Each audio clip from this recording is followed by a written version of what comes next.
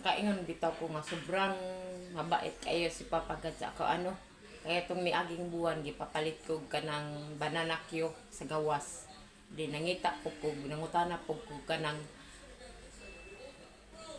laundries kanang pantahi sa sapatos ba. Wala siya pangtahi sa sapatos pero gitugma sa Ginoo kung panginahanglanon. Dili ko niya bligaan ani yaran ning gihatag sa tindera sa ako ang aguha nga para pangtahi sa sapatos. Katong nakatahi ko sa sapatos sa akong papa ug sa akong mama sa una, nagbuhat akong aguha gawa sa tukod sa payong. Nabaw pa kong baid para siya motalinis para matahi. Pero natahi jud nako. Pero karon naa na ko ipantahi jud yung sapatos dili gikan sa payong nga tukod. Aguha gid siya aguha gid siya. Ona nga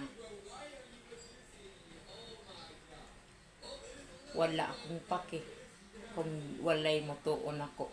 Importante nakahibaw ang Ginoo ug unsay laman diri dapita diba?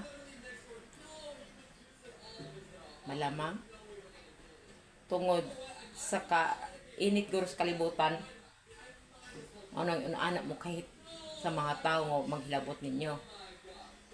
Nagingon, that is your personal problem, it's not mine. Nakahibaw ang Ginoo kung unsa kabustilak ang akong puso.